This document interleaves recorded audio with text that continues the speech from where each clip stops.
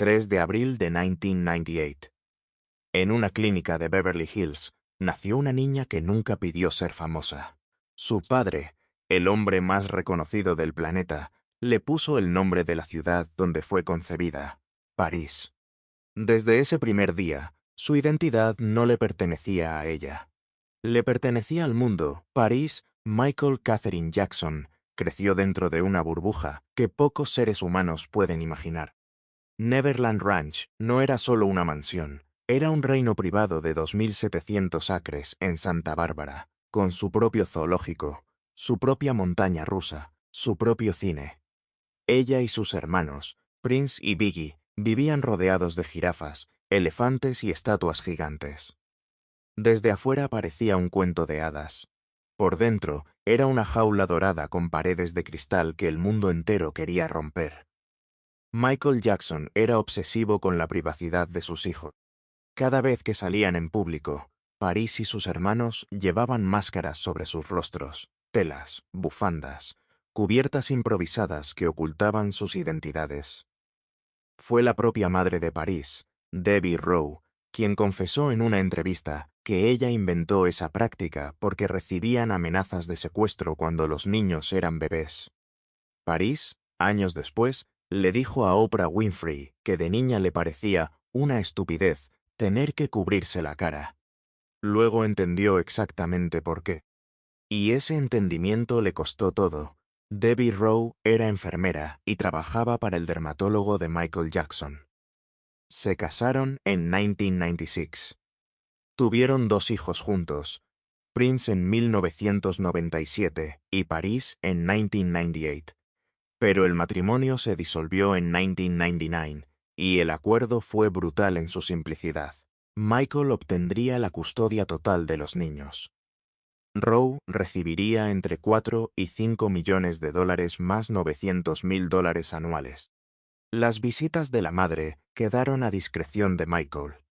Hubo un periodo, confirmado por fuentes cercanas a la familia y reportado por New York Daily News en 2005, en que a Rowe le estaba prohibido decirle a sus propios hijos que era su madre. Paris lo describió así a Rolling Stone en 2017, cuando era muy pequeña. Mi mamá no existía. No lo dijo con rabia. Lo dijo como un hecho. Entonces llegó el 25 de junio de 2009. Michael Jackson tenía 50 años y estaba en medio de los ensayos para su gira This Is It, 50 conciertos vendidos en el O2 Arena de Londres. Esa madrugada, su médico personal, Conrad Murray, le administró propofol intravenoso para ayudarlo a dormir, como lo hacía regularmente. A las 12:21 del mediodía, los paramédicos recibieron una llamada de emergencia desde la mansión alquilada de Jackson en Holmby Hills, Los Ángeles. Cuando llegaron, Michael ya no respiraba. Murió de intoxicación aguda por propofol y benzodiazepinas. La muerte fue clasificada como homicidio. Conrad Murray fue condenado a 4 años de prisión por homicidio involuntario. Cumplió menos de 2. Paris tenía 11 años. Según el Daily Mail, cuando le dijeron lo que había pasado, la niña gritó: «No, no, Daddy». 12 días después, el 7 de julio de 2009, en un servicio conmemorativo en el Staples Center de Los Ángeles, frente a millones de personas que veían en televisión, una niña de 11 años caminó al micrófono y dijo algo que detuvo al mundo. Desde que nací, Daddy ha sido el mejor padre que uno podría imaginar. Y solo quiero decir que lo amo mucho. Fue la primera vez que el mundo escuchó su voz. Y la dijo llorando, temblando, con la dignidad de alguien mucho más vieja que sus años. Después de esa noche, nada volvió a ser igual para ella. Paris y sus hermanos fueron a vivir con su abuela Catherine Jackson, de 79 años en ese momento, en Encino, California.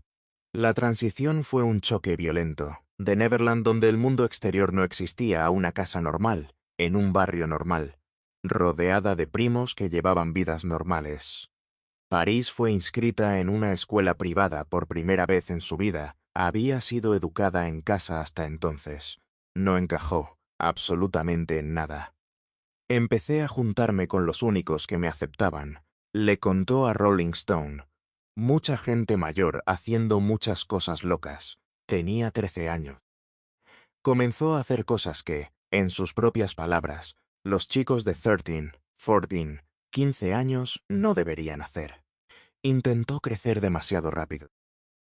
Y el mundo que encontró afuera de los muros de Neverland no era un cuento de hadas. Era brutal, depredador, y no tenía ninguna compasión por una niña que llevaba el apellido más famoso del planeta.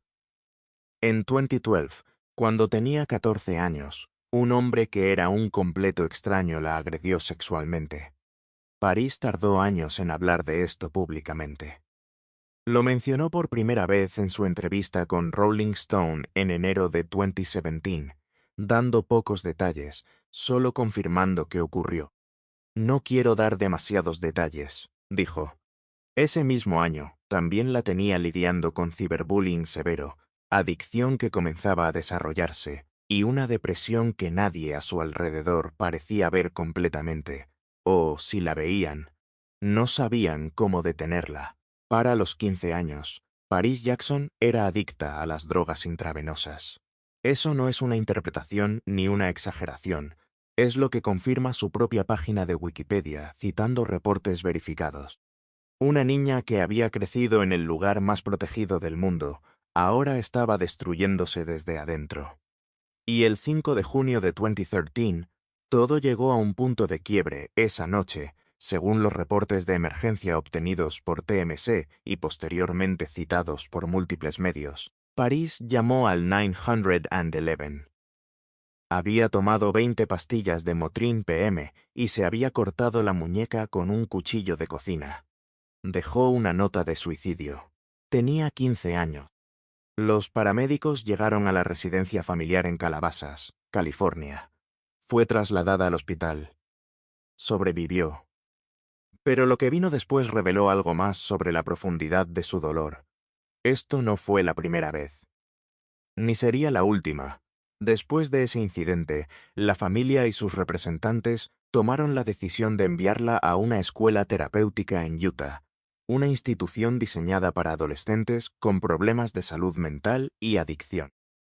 Paris pasó casi 2 años allí, su penúltimo y último año de secundaria. Durante ese tiempo, el mundo exterior apenas sabía que existía, y en 2020, cuando la influencer Paris Hilton publicó un documental llamado This is Paris, en el que describía el abuso físico, verbal y sexual que sufrió en la Provo Canyon School en Utah, Paris Jackson reaccionó de inmediato en Instagram con un mensaje que heló a sus seguidores.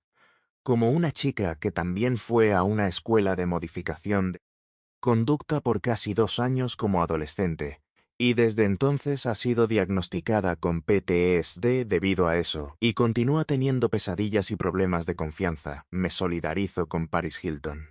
El lugar que se suponía debía sanarla. La había herido de maneras distintas.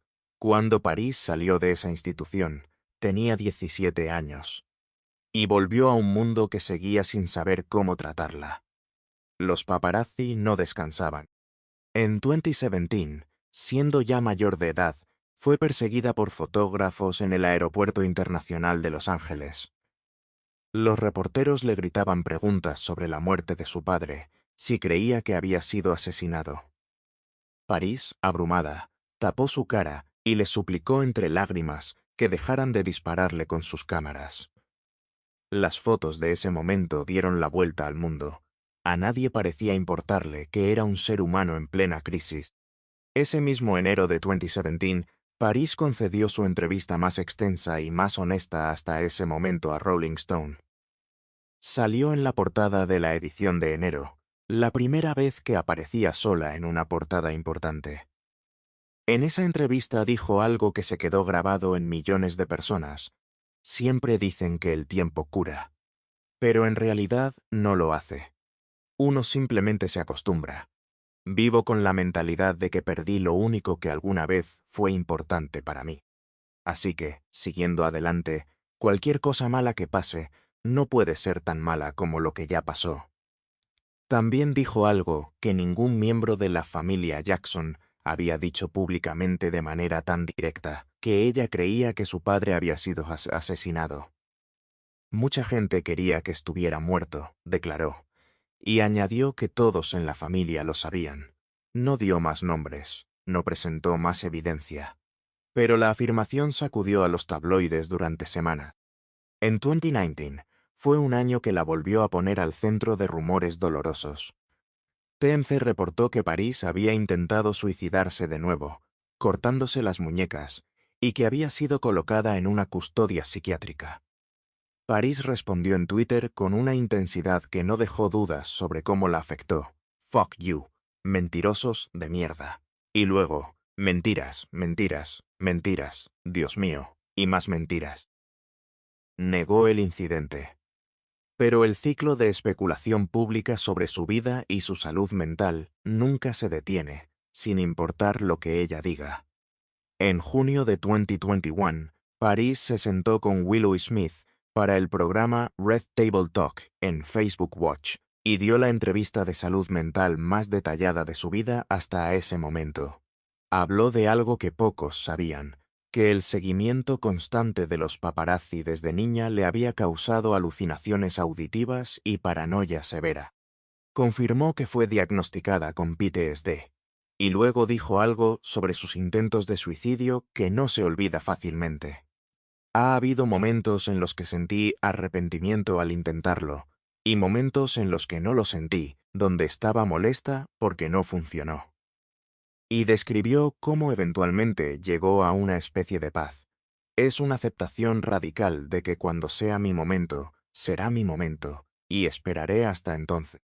Y luego añadió, durante ese tiempo de espera, he encontrado más y más alegrías en la vida, más formas de sobrellevar, más formas de realmente vivir, en vez de solo existir. La diferencia entre vivir y existir. Esa frase la llevó años aprenderla. Su relación con su madre, Debbie Rowe, se reconstruyó lentamente. Paris comenzó a conocerla realmente a los 15 años. Para el momento en que fue adulta, la describía no como una relación de madre e hija en el sentido tradicional, sino como una relación entre adultas, complicada, honesta, imperfecta. Rowe, por su parte, defendió públicamente a Paris en múltiples ocasiones, especialmente cuando los medios la atacaban. La identidad racial de Paris también fue tema de debate público durante años. Ella es hija de Michael Jackson, un hombre negro de Gary, Indiana, y de Debbie Rowe, quien es de ascendencia judía. Genéticamente, Paris tiene herencia mixta. Físicamente, tiene la piel clara y el cabello rubio o castaño claro. Durante años, la gente cuestionó su paternidad biológica. El nombre de Arnold Klein, el dermatólogo empleador de Rowe, circuló en los tabloides repetidamente. Klein nunca lo confirmó directamente. La pregunta jamás fue respondida de manera definitiva. Paris eligió no responderla tampoco, al menos no en los términos que el público exigía. Lo que sí dijo fue esto: ella se considera negra. Fue criada dentro de la cultura afroamericana por su padre. Esa es su identidad, y nadie puede quitársela. Artística y profesionalmente, Paris construyó su propio camino con obstáculos que muy pocos pueden imaginar. En 2020 firmó un contrato con Republic Records y lanzó su álbum debut, Wilted, un trabajo de indie folk y rock alternativo que fue recibido positivamente por la crítica. En 2024, desfiló en la Semana de la Moda de París para Maison Yoshiki. En diciembre de ese mismo año, anunció su compromiso con el productor musical Justin Long.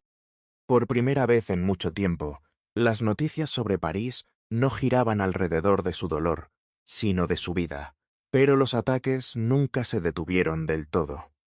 En 2023, Paris no publicó un tributo en redes sociales por el cumpleaños de su padre. Los fans de Michael Jackson, que la habían visto como una extensión de él toda su vida, la atacaron. Le dijeron que se matara. Le enviaron mensajes de odio masivo. Paris respondió con un video en Instagram donde explicó con calma que ella honraba a su padre todos los días, no solo en una fecha señalada, y que el amor no se mide en publicaciones. La respuesta fue madura. El ataque había sido monstruoso, y nadie fuera de sus seguidores más cercanos pareció escandalizarse demasiado. Eso dice algo de cómo la sociedad sigue viendo a Paris Jackson. Como un apéndice del legado de su padre, no como una persona con derecho propio a existir sin ser juzgada. Lo que Paris Jackson vivió no es solo una historia de fama y tragedia. Es la historia de lo que le pasa a un ser humano cuando nace dentro de algo demasiado grande para ser contenido, y cuando el mundo decide que su sufrimiento es entretenimiento. Cada intento de suicidio que ella sobrevivió ocurrió mientras millones de personas miraban su vida desde afuera como si fuera un programa de televisión.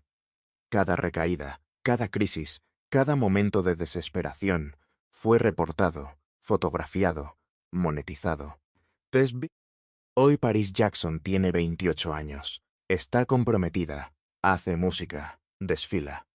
Habla abiertamente de su salud mental porque dice que si su historia ayuda a una sola persona a sentirse menos sola, vale la pena. Practica afirmaciones, va a terapia y lleva tatuada en su piel la palabra aceptación, esa misma aceptación radical que describió ante Willow Smith. Pero hay una pregunta que no tiene respuesta limpia y que vale la pena sostener en silencio por un momento. ¿Qué habría sido de Paris Jackson si hubiera nacido en una familia anónima? Si hubiera podido llorar la muerte de su padre sin cámaras. Si hubiera podido cometer los errores de la adolescencia sin que aparecieran en los tabloides. Si hubiera podido buscar ayuda sin que se convirtiera en titular. Nunca lo sabremos. Pero la pregunta importa, porque no se trata solo de ella, se trata de lo que decidimos hacer con las vidas de las personas que ponemos en un pedestal, y de si alguna vez nos detenemos a preguntar qué costo tiene ese pedestal para quien lo carga.